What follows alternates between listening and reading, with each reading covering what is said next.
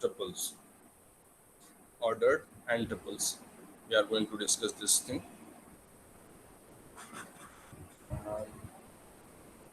You must have studied in coordinate geometry that we represent a point using x and y coordinates of the point.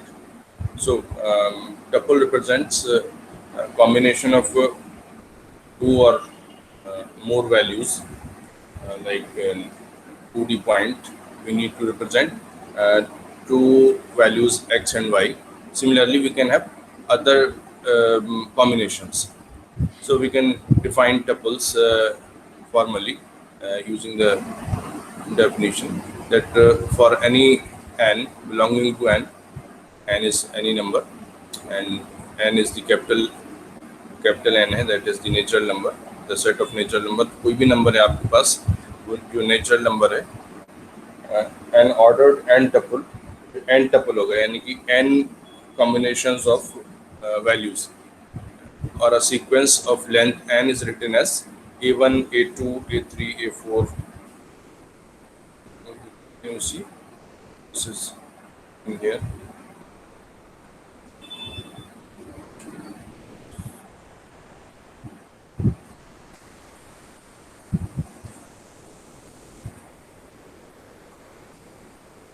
You can see here. N tuple is any combination of n values, and the first element is a1. So if we are going to write n tuple, then it should have n values a1, a2, a3, a4, and so on up to an.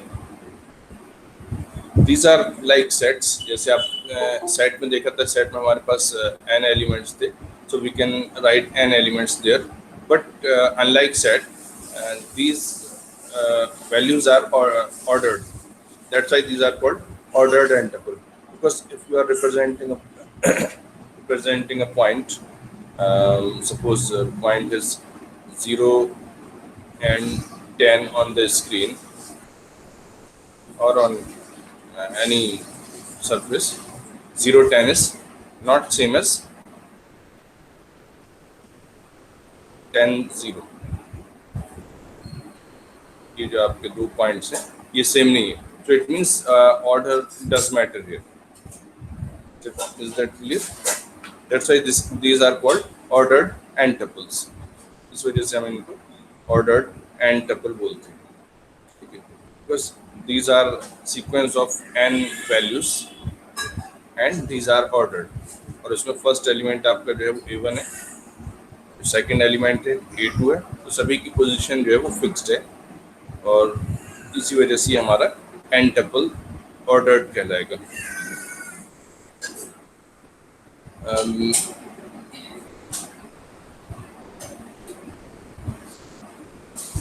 और यहाँ पर आपके पास जो duplicates हैं वो भी allow किए जा सकते हैं, लेकिन उनकी भी अपनी पोजीशन जो है वो इम्पोर्टेंट है, यहाँ पर भी आएगा. और ये आपके दिस सीक्वेंस में भी empty sequence, no elements, singlets यानी कि एक एलिमेंट है, पेयर्स दो एलिमेंट्स, ट्रिपल्स अगर आपके सीक्वेंस में 3 element then it will be called triples, और अगर 4 हो गए तो क्वाड्रुपल्स, 5 हो गए quintuples, and so on up to n tuples. अगर आप n एलिमेंट कंसीडर कर रहे हैं तो आपका ये n टपल्स कहलाएगा. ये ऑर्डर्ड पेयर हमने इस वजह से पढ़े. ऑर्डर्ड अगर हम सिर्फ 2 की बात करेंगे तो ऑर्डर्ड पेयर कहलाएगा. अगर हम 2 से ज़्यादा की बात कर रहे हैं तो we will call it ordered tuple, ठीक है. अब टपल में कितने वैल्यूज़ हैं, कितने उसमें हमारे पास मेंबर्स हैं, या उसकी लेंथ कितनी, that will be represented by the value n, जिसको हम n टपल बोल रहे हैं. अगर हमारे पास n एलिमेंट है तो इसको हम बोलेंगे n टपल और sequence of length n. This is another concept that is called Cartesian product of sets. Tuple को याद रखिएगा, टपल को हम आगे यूज करेंगे.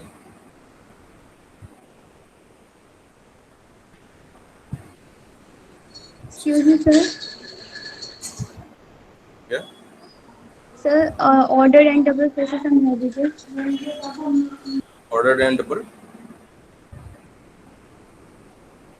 Repeat कर दीजिए. अच्छा, रिपीट कर दो. ओके. ठीक है. टपल्स कोई स्पेशल चीज़ नहीं है. अब आप कह सकते हैं कि हमारे पास एक सीक्वेंस है n लेंथ की, जिसमें n एलिमेंट्स हैं. तो इसको हम बोलेंगे n ऑर्डर्ड टपल या टपल ऑफ n लेंथ. ठीक है. इसमें ये स्पेसिफाई किया जा रहा है कि हमारे पास n एलिमेंट्स है और इनका ऑर्डर्ड वे फिक्स है. For example, if you consider 3D coordinate x y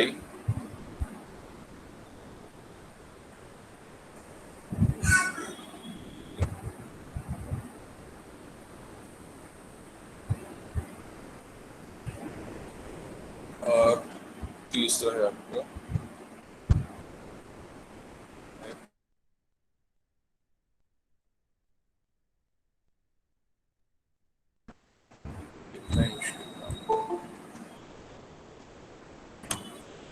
x Y और जेड.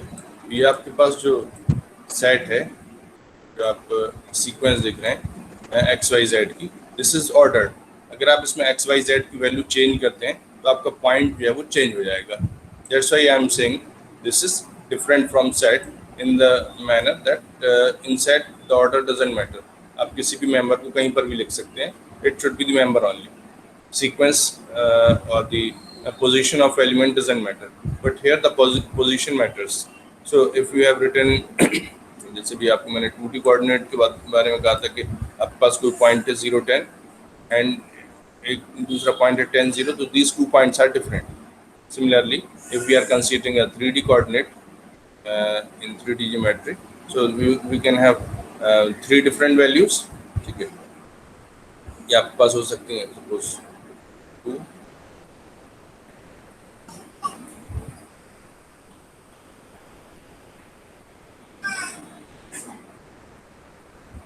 बस लिख है 2 3.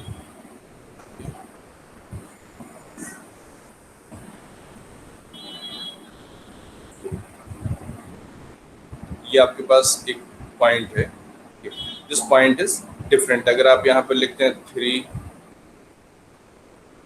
2 और 4, आप सिर्फ एक वैल्यू चेंज करते हैं तो आपका पॉइंट जो है वो बदल जाएगा. This point will represent a different space, different these values will represent a different point in the 3D space. 2 3 4 is different from 3 2 4 or any other order. आप इसमें कोई भी ऑर्डर कंसीडर कर सकते हैं. आप 4 3 2 ले लें, 4 2 3 ले लें. हर कॉम्बिनेशन जो है वो एक डिफरेंट पॉइंट को शो करेगा. तो इसका मतलब क्या हुआ कि इसमें ऑर्डर हमारा जो है वो इम्पोर्टेंट है. अगर हम ऑर्डर चेंज कर देते हैं तो हमारा पॉइंट जो है वो चेंज हो जाएगा. That's why these are called order tuples. ठीक है. तो टपल आर, अगर आपसे कहा जाए कि एन टपल क्या है, so n tuple is sequence of length n written as a1, a2, a3 up to an, and the first element is a1. ये यहाँ पर इसलिए स्पेसिफाई किया गया कि यहाँ पर the position of first element is important. First element or for that matter any other element, सभी एलिमेंट की पोजीशन जो है वो इम्पोर्टेंट. फर्स्ट एलिमेंट आपका a1 है तो इसको हम फर्स्ट एलिमेंट ही कहेंगे. Okay. This is our definition of tuples. N tuple के लिए एन एलिमेंट है तो एन टपल कहलाएगा. अगर 2 एलिमेंट है तो उसको हम पेयर बोलते हैं. ठीक है. तो ऑर्डर्ड पेयर कहलाएगा. अगर 3 है तो ऑर्डर्ड ट्रिपल्स या क्वाड्रुपल्स या क्विंटपल्स या एंटपल्स. और ये आप यहाँ पर देख सकते हैं कि 1 2 इज डिफरेंट फ्रॉम 2 1 और 2 1 1. अगर आप उनमें सीक्वेंस चेंज कर दें, जैसे यहाँ पर है 2 1, ठीक है, यहाँ 2 एलिमेंट है, एक 2 है और एक 1 है. There are only 2 elements and here this is another sequence 2 1 and 1. तो ये दोनों चीज़ें जो है आप अगर सेट के हिसाब से देखेंगे तो ये और ये तीनों बराबर हैं आपस में. There is no difference between these 3 values. लेकिन आप पेयर्स की बात कर रहे हैं या टपल्स की बात कर रहे हैं, तो in case of tuples it is different, 1 2 is different from 2 1 and similarly 2 1 is different from 2 1 1। यहाँ 2 1 1 में आपके पास 3 वैल्यूज हो गए, so it will represent a 3D point and it is representing a 2D point. ठीक है, is that clear now? Yes, sir. Thank you, sir. Okay, so now I'm moving to Cartesian product. Cartesian product जो है वो आपका sets के ऊपर हम apply करते हैं। If there are two sets A and B, then the Cartesian product is defined like this. AB A cross B product है, इसके लिए हम क्रॉस ऑपरेटर यूज करते हैं। A cross B will be called Cartesian product of the two sets. Set कौन कौन से आप कंसीडर कर रहे हैं? You are considering set A and set B.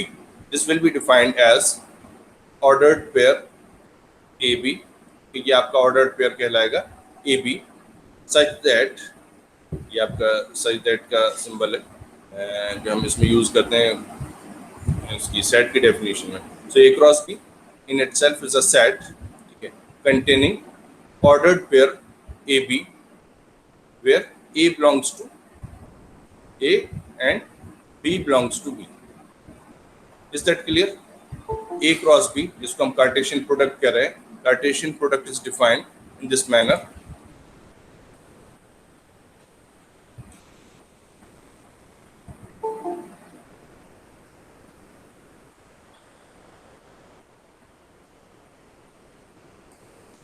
Cartesian product हमारा जो है इस तरह से डिफाइन किया जा रहा है। A Cartesian product of two sets AB is defined as A cross B, where A cross B equals to ordered pair AB such that A belongs to A and B belongs to B।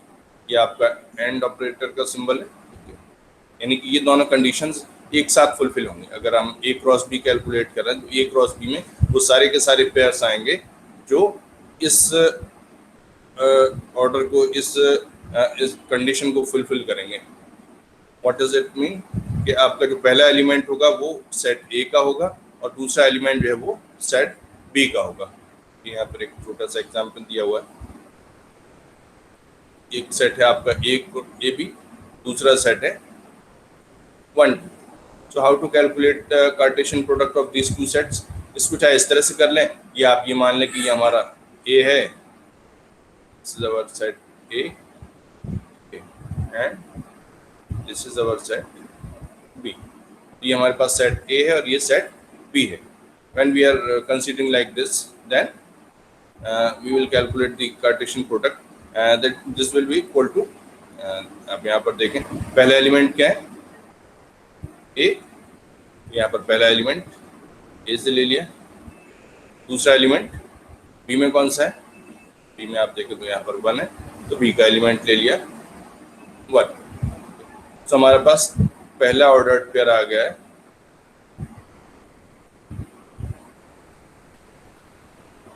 This is first ordered pair of the Cartesian product of the sets A and B। हमारे पास A B sets हैं, उनकी Cartesian product का पहला value जो है वो value क्या है? पहली वैल्यू A, 1, ये हमारा पहला जो है वो प्रोडक्ट कैलकुलेट हो गया। इसी तरह से हम इसमें क्या करेंगे, पहले सेट का पहला ही एलिमेंट लेंगे और उसको सारी जो वैल्यूज हैं सेट बी की उसका साथ उसका कार्टेशियन प्रोडक्ट कैलकुलेट करने के लिए हम उनके ऑर्डर्ड पेयर बना देंगे। तो A1 हो गया, A2 हो गया, और शायद याद होगा अलजेब्रा में जो आप मल्टीप्लिकेशन करते हैं दो टर्म्स का, तो इसी तरह से करते हैं। पहले आपने एक टर्म ले लिया तो आप इसको उसी तरह से कंसीडर करें, पहला टर्म ले लिया आपने A, इसको जो है 1 के साथ आपको मल्टीप्लाई नहीं करना है, यहाँ पर आपको उसका कार्टेशियन प्रोडक्ट कैलकुलेट करना है। तो उसके लिए you need to make an ordered pair. तो आपने A के साथ 1 का ऑर्डर्ड पेयर बना दिया, A1 हो गया, B के 2 के साथ ऑर्डर्ड पेयर बना दिया A का, A2 हो गया, दोनों एलिमेंट कंज्यूम हो गए A के साथ। फिर आप B को कंसीडर करेंगे, आपने second element of set A लिया है, यहाँ पर हमने डायरेक्ट ले लिया, ठीक है, और उसके बाद सेकंड सेट का फर्स्ट एलिमेंट, तो आपके पास अगला पेयर बन गया B1, ठीक है, B, 1, सिमिलरली B, 2 आपके पास एक और पेयर जो है वो बन गया। तो ये आपने जब बी को कंसीडर किया तो 2 आपके पास ऑर्डर्ड पेयर ये आ गए। ठीक है, ऑर्डर्ड पेयर मीन्स अभी आपको टपल्स बताए थे, टपल्स क्या होते हैं? N tuples means combination of n values, और अगर आप पेयर की बात करें it means combination of 2 values only. So since we are calculating product of 2 sets, so that's why this will be written like this. It will be pair. आप 2 set का product calculate कर रहे हैं तो यहाँ पर आपके पास जो वैल्यूज निकल कर आएंगी वो प्रोडक्ट आपका पेयर से रिप्रेजेंट किया जाएगा।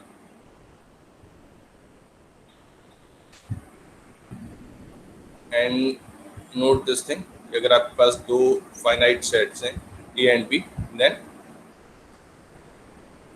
ए क्रॉस बी की जो कार्डिनैलिटी होगी that is equal to cardinality of set A multiplied with cardinality of set B. So since there were 2 elements in set A and 2 elements in set B, so cardinality कितनी हो जाएगी A cross B की? यहाँ पर this will be 4. So you can count from here also, यहाँ पर exactly 4 ही है।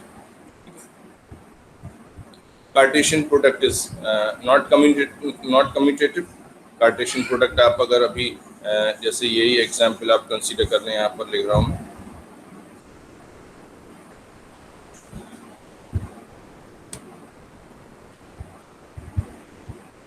A equals to AB, B equals to 1 2। अगर आपने अभी A क्रॉस B कैलकुलेट किया था, आप B क्रॉस A कैलकुलेट करते हैं, कितना हो जाएगा ये B cross A? It will B, आप सेट बी का फर्स्ट एलिमेंट लेंगे 1 कॉमा ए, फिर दूसरा एलिमेंट दूसरा ऑर्डर पेयर 1 कॉमा बी, 1 के साथ आपने दोनों कॉम्बिनेशन कर दी। सिमिलरली खत्म हो गया, अब आप 2 को कंसीडर करेंगे 2 comma A, similarly 2 comma B. So this is our Cartesian product B cross A. ये हमारा B cross A हो गया। तो आप देख सकते हैं B cross A में जो है वो A का एलिमेंट पहला होगा, तो यहाँ पर जो भी आप एलिमेंट देखेंगे वो 1 या 2 होंगे, जबकि A cross B में आपने जो देखा वहाँ पर A या B जो है फर्स्ट एलिमेंट है। यहाँ पर आप देखें A है 2 केसेस में और 2 केसेस में B, और B क्रॉस A के केस में क्या हो रहा है कि आपके पास जो B के एलिमेंट थे 1 और 2 थे, तो उसमें 1 और 2 आपका जो है वो पहले आया है। और दोनों सेट्स में नंबर ऑफ एलिमेंट बराबर होना जरूरी नहीं, ऐसा नहीं कि आपके पास दोनों सेट में 2 एलिमेंट होंगे। आप दूसरा एग्जाम्पल कंसीडर करिए, A equals to 2 3 4 B equals to say 5 6, ये भी हो सकता है। दोनों जो है सिमिलर टाइप के सेट्स भी हो सकते हैं, जैसे यहाँ पर आप देखें दोनों ही जो है वो आपके पास नेचुरल नंबर के सेट हैं। अब आप यहाँ पर कैलकुलेट करें, अगर A क्रॉस B कितना हो जाएगा, A का फर्स्ट एलिमेंट कंसीडर करेंगे 2 और B के साथ कॉम्बिनेशन बनाएंगे 2 5 2 6। अब उसमें B में कोई एलिमेंट नहीं बचा है, फिर आप A का दूसरा एलिमेंट लेंगे 3 5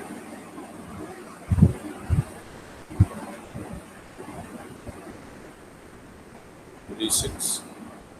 फिर आप जो है अगला एलिमेंट लेंगे 4 5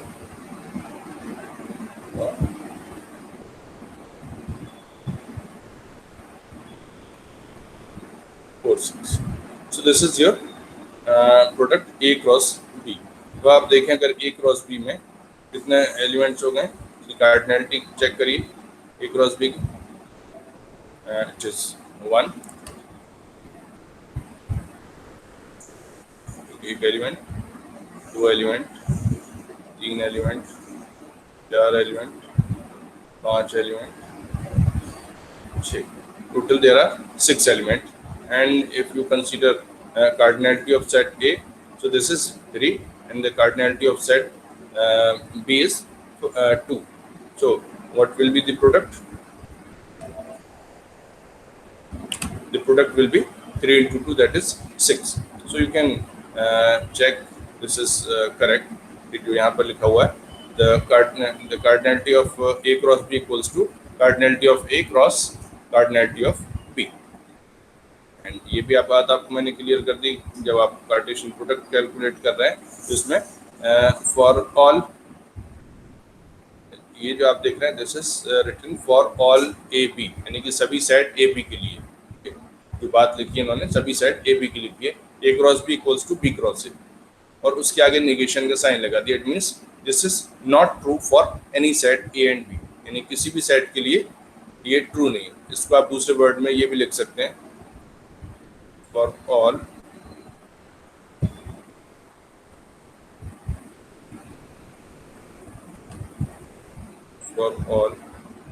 ए बी, यानी जो दो सेट हैं सभी सेट ए बी के लिए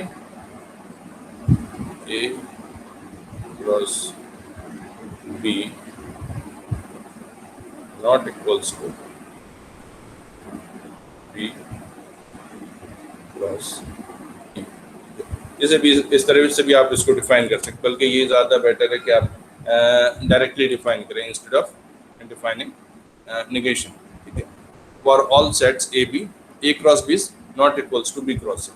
ठीक है, तो जो आप क्रॉस प्रोडक्ट कर रहे हैं तो वो आपस में बराबर नहीं होंगे अगर उसको आप रिवर्स करते हैं, A cross B is not equals to B cross A. And this Cartesian product can be extended to A1 cross A2 cross A3 up to cross AN, यानी कि आप जो है n सेट्स का भी मल्टीप्लिकेशन जो है वो कर सकते हैं, लेकिन आपका तरीका आपका जो है यही होगा कि आप उसमें फर्स्ट सेट का जो पहला एलिमेंट है वो फर्स्ट का होगा, दूसरा जो है सेकंड का होगा, और तीसरा एलिमेंट जो है वो थर्ड सेट का होगा। कितने एलिमेंट होंगे वो आप कैलकुलेट कर सकते हैं, वो भी इसी तरह से होगा। Same formula can be extended to number of n sets.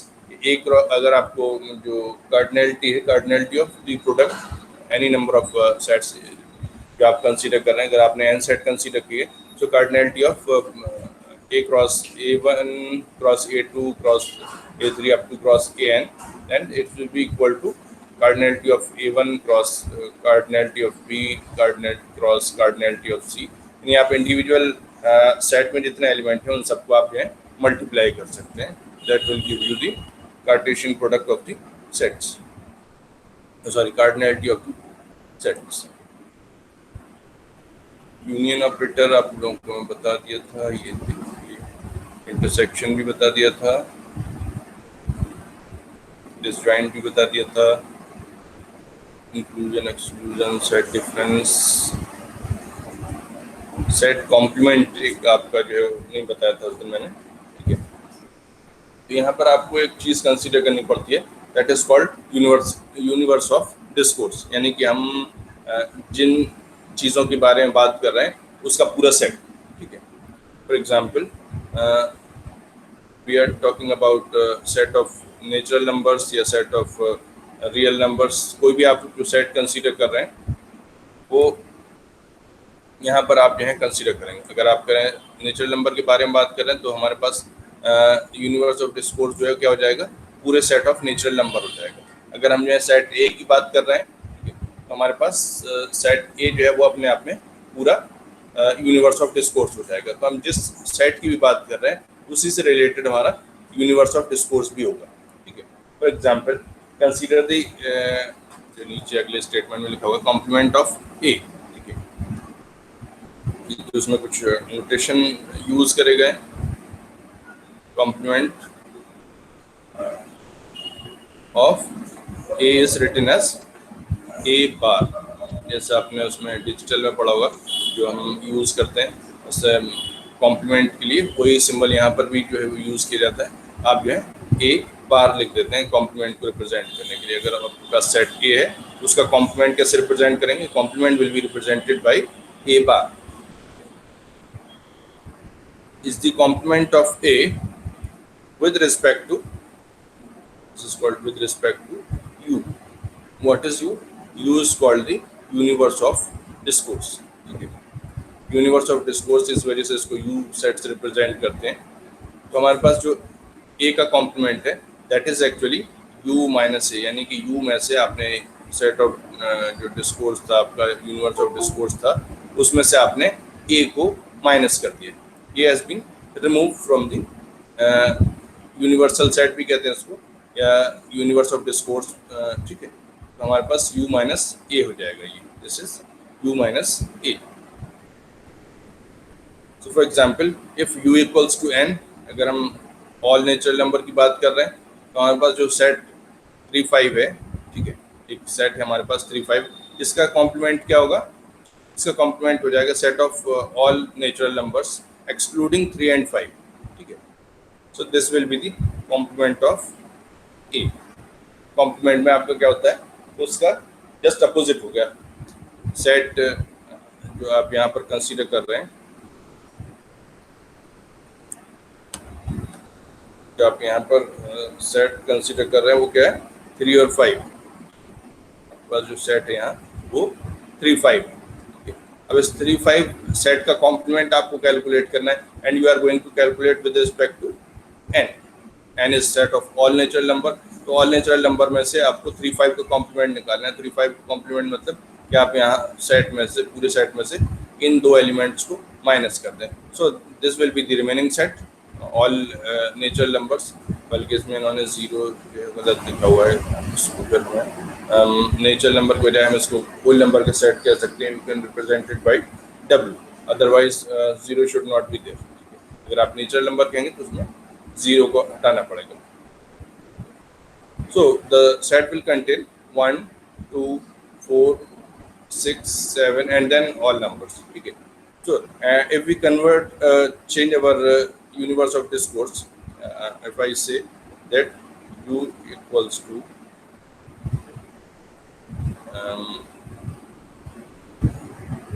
x where x belongs to n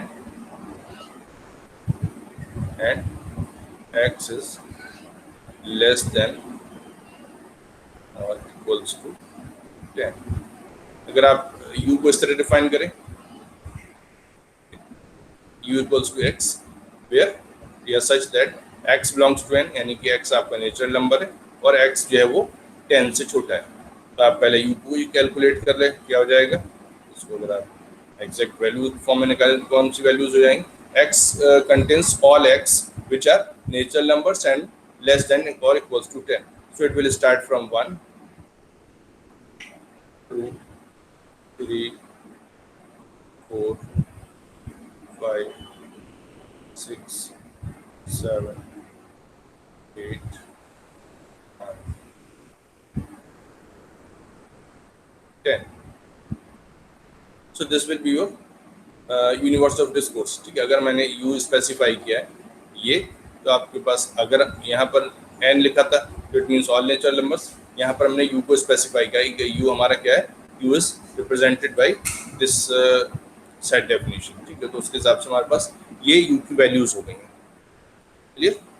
suppose the set a is, दूसरा एग्जांपल ले ले रहा हूँ, से x is equals to a equals to x where x belongs to n and x is given and less than equals to 10। ये हमने a को definition दी है, कि x a equals to x where x belongs to n, यानी कि x जो है natural number है और x जो है इवन है और 10 से छोटा है। तो a में क्या एलिमेंट्स आ जाएंगे हमारे पास? It will contain 2, 4, 6 and 8. Okay. Now calculate complement of a. You want to calculate complement. तो a का complement क्या हो जाएगा? a complement equals to, आप बताइए क्या होगा a का complement? बताइए आप लोग। सर 1 3 5 7 9। गुड, ठीक है। कॉम्प्लीमेंट में हमारे पास जो ए में एलिमेंट्स हैं बस वो एलिमेंट खत्म हो जाएंगे यू में से। जो हमारे पास यूनिवर्स ऑफ डिस्कोर्स है, जो हमारे पास यूनिवर्सल सेट है, उस सेट के रिस्पेक्ट में हम कॉम्प्लीमेंट को कैलकुलेट करते हैं। सो अवर ए बार will contain 1 3 5 7 and 9. So this is our A complement. तो आप इसको लॉजिकली देखें तो आपको सही भी लगेगा कि हमारे पास पहले था जो सेट A था, that was defined as all even numbers less than equals to 10, all even natural numbers less than equals to 10। हम इसका अगर कॉम्प्लीमेंट निकालते हैं, इसका जस्ट अपोजिट करते हैं, तो क्या बचेगा हमारे पास? All odd numbers less than equals to 10। तो हमारे पास ऑड नंबर बच जाएंगे। इवन नंबर अगर आप उसमें से हटा देते हैं तो क्या बचेगा? Will be left with odd numbers only. So same thing is here. So is that clear?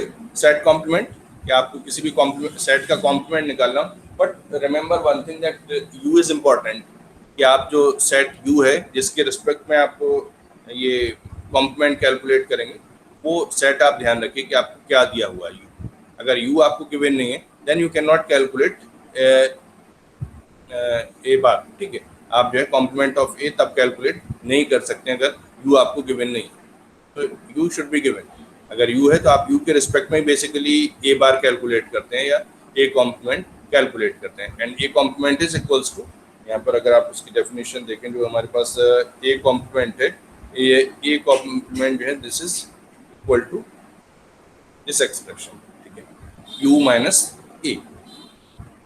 u minus a मतलब कि आपके u में से a को आप माइनस करते हैं तो जो बचेगा that will be the complement of a, ठीक है। तो आपका u होना जरूरी है। अगर आपको u नहीं मालूम है तो फिर आप जो है वो कैलकुलेट नहीं कर सकते हैं।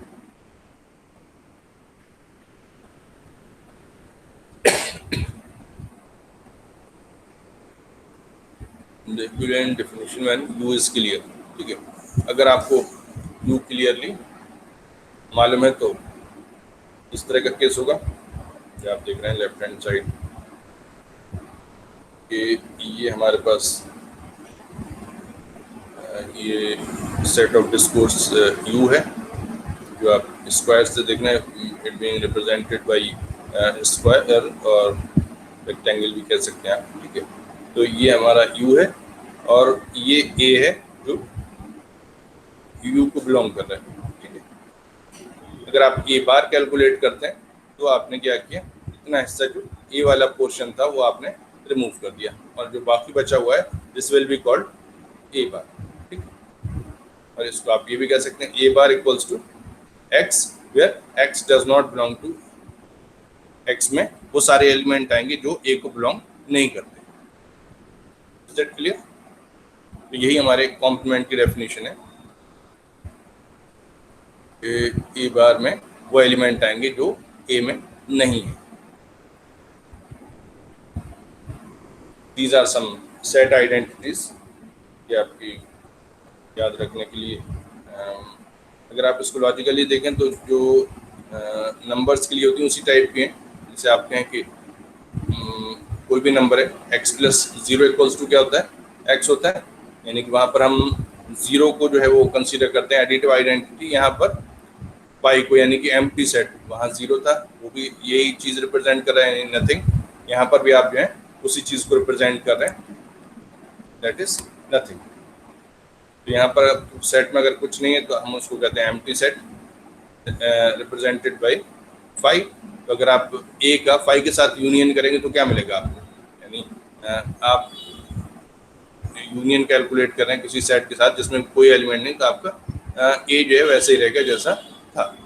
या आप ए का इंटरसेक्शन निकाल रहे हैं यू के साथ, यू इज यूनिवर्सल सेट, ठीक है। तो अगर आप ए, बल्कि आप देख भी सकते हो, तो आपका ये यू है और ये ए है, ठीक है, ये यू है और ये ए है। अगर आप इन दोनों का इंटरसेक्शन निकालेंगे तो कौन सा पोर्शन बचेगा, यही बचेगा जो कॉमन वाला पार्ट है, ठीक है। So this will B A intersection you. A you में क्या कॉमन है, बस इतना, जो ए वाला पार्ट है यही कॉमन है। So this is always true, ठीक है। आइडेंटिटीज कहलाती है तभी जो हमेशा ट्रू होती हैं उनको हम आइडेंटिटीज कहते हैं। आपने ट्रिग्नोमेट्री में पढ़ी होगी sin square x plus cos square x equals to 1। So this is always true for all x. आपके किसी भी एंगल की वैल्यू के लिए वो फॉर्मूला आपका जो है वो ट्रू है, that's why that is called identity. तो यहाँ पर भी ये जो आप देख रहे हैं रिलेशंस लेके हुए, ये हमेशा ट्रू है, that's why these are called identities. Similarly if you calculate A union U, तो क्या आएगा, ए और यू का यूनियन अगर आप कैलकुलेट करते हैं इट विल रिमेन यू, ठीक है, क्योंकि आप यू का ही पार्ट है। अगर यूनियन करेंगे भी तब भी कोई नया एलिमेंट उसमें नहीं मिलेगा, it will remain same as U. और सिमिलरली ए इंटरसेक्शन 5 अगर करते हैं आप ए के साथ 5 का इंटरसेक्शन, यानी कि आप एम्प्टी सेट के साथ कुछ कॉमन निकालना चाह रहे हैं, तो क्या कॉमन होगा एम्प्टी सेट के साथ, nothing is common, so it means this is again empty set. Empty set के साथ आप कॉमन निकालेंगे तो भी आपको एम्प्टी सेट ही मिलेगा। अगर आप ए यूनियन ए कैलकुलेट करते हैं, this will remain A, A union है ए है, अगर आप कैलकुलेट करना चाह रहे हैं। तो अगर आप वैसे भी देखें यूनियन में आप क्या करते हैं कि दोनों सेट के एलिमेंट को कंसीडर करते हैं। अगर वो एक सेट में है तो भी आप उसको कंसीडर करते हैं, अगर सिर्फ दूसरे सेट में तब भी कंसीडर करते हैं, और दोनों में तब भी एक ही बार कंसीडर करते हैं। तो अगर आप ए यूनियन ए निकालते हैं तो since all elements belongs to A, जो भी आप एक्स कंसीडर करेंगे वो ए में पहले से है, तो इसमें सिर्फ वही एलिमेंट बचे जाएंगे जो ए में थे। ये हमारा आइडेम्पोटेंट लॉ कहलाता है, इट विल रिमेन ए। और अगर आप ए का ए के साथ इंटरसेक्शन निकालें, डायग्राम में देख भी सकते हैं, अगर आप यूनियन निकाल रहे हैं तब भी ये ए है, आप इसी के साथ यूनियन निकालना चाह रहे हैं तो आप उसी को ओवरलैप कर दें, दोबारा बना दें, ठीक है। तो ये हमारा ए है। अगर आप इसका इसी के साथ यूनियन करते हैं इट विल रिमेन ए, अगर इसका इसी के साथ इंटरसेक्शन करते हैं इट विल रिमेन ए। तो ये ए का ए ही बना रहेगा। डबल कॉम्प्लीमेंट अगर आप करते हैं, if you calculate complement of complement, A complement और उसका आपने अगेन कॉम्प्लीमेंट कर दिया, then will get back your original A. जैसे भी हमने पिछले एग्जाम्पल में, बल्कि आप यहाँ पर देख लीजिए, ये एग्जाम्पल कंसीडर किया था। Originally A is equals to 2, 4, 6, 8, यानी कि all even natural numbers less than 10। A complement में क्या आया था, 1, 3, 5, 7, 9 all odd numbers less than 10। अगर आप इसका दोबारा से कॉम्प्लीमेंट कैलकुलेट करते हैं, ए कॉम्प्लीमेंट का कॉम्प्लीमेंट कैलकुलेट करेंगे, अब आप अगर दोबारा से कॉम्प्लीमेंट करेंगे ए कॉम्प्लीमेंट का, तो क्या बचेगा आपको, अभी आपने इसमें ऑड नंबर्स रखे हुए हैं, अगर आप इसका कॉम्प्लीमेंट करते हैं again, then you will again get even numbers, तो आपको वापस से इवन नंबर्स मिल जाएंगे। तो अगर आप किसी कॉम्प्लीमेंट का कॉम्प्लीमेंट दोबारा से करते हैं that will be called double complement. तो अगर आप डबल कॉम्प्लीमेंट करेंगे तो आपके पास जो ओरिजिनल एलिमेंट था वही आ जाएगा, ठीक है। तो ए बार का bar that is equals to A. Commutative, ये आपका सेट्स के बारे में बात हो रही है, ठीक है, जो अभी हमने लेटेस्ट टॉपिक स्टडी किया था उसके बारे में नहीं हो रही।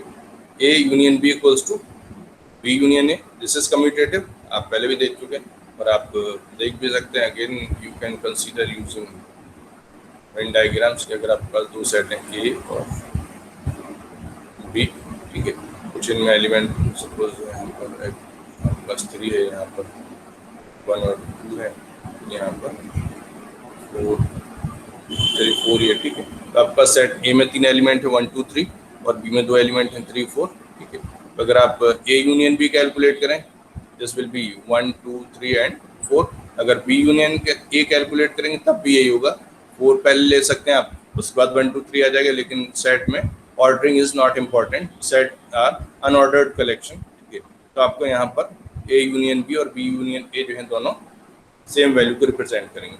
सिमिलरली विद इंटरसेक्शन ऑल्सो, अगर आप इंटरसेक्शन कैलकुलेट करें, अगर आप A इंटरसेक्शन B करते हैं तो आपको ये पोर्शन मिलेगा इंटरसेक्शन B में। अगर आप B इंटरसेक्शन करते हैं तब भी आपको यही पोर्शन मिलेगा जो दोनों सेट्स में common. So it means A intersection B is equals to B intersection A। ये दोनों चीज़ें भी आपकी बराबर होंगी। इसी तरह से ये एसोसिएटिव लॉ को भी फॉलो करते हैं। एसोसिएटिव मीन्स कि आप जो है पहले कौन सा ऑपरेशन परफॉर्म कर रहे हैं। For example you calculate B union C, पहले आपने B यूनियन C कैलकुलेट किया, उसके बाद आपने A के साथ इसका यूनियन कर दिया। तो आप चाहे ऐसा करें या आप पहले A यूनियन B कैलकुलेट कर दें, उसके बाद C के साथ यूनियन कर दें, तो इट विल बी सेम।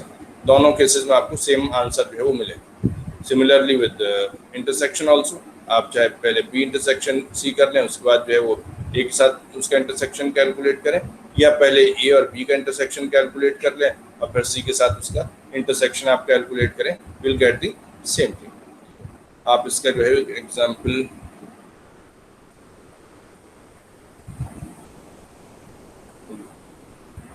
छोटा सा मैं आपको एग्जाम्पल बताऊं एसोसिएटिव के लिए। कम्यूटेटिव तो आप ऑलरेडी जानते ही हैं।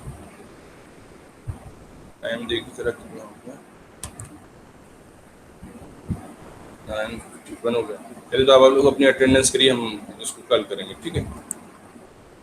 आप लोग अपने रोल नंबर्स वहाँ पर टाइप कर दिए। जो सेट आइडेंटिटी के ऊपर एग्जाम्पल मैं आपको कल बताऊंगा, और ये डी मॉर्गन्स लॉ भी जो है वो कल बताऊंगा। बल्कि कल जो है आपका सेट थ्योरी खत्म हो जाएगी, ठीक है। कल मीन्स जो भी आपका नेक्स्ट टर्म होगा, कल तो शायद नहीं होगा। ये बताइए आप लोगों का डेटा स्ट्रक्चर लैब किस दिन है?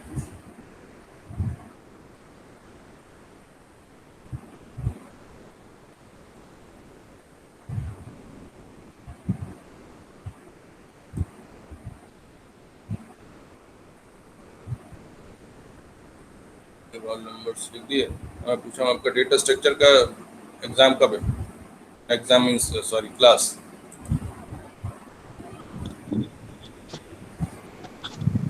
सर डेटा Theory- स्ट्रक्चर हमारे पास सब्जेक्ट नहीं है, थर्ड सेमेस्टर में थी।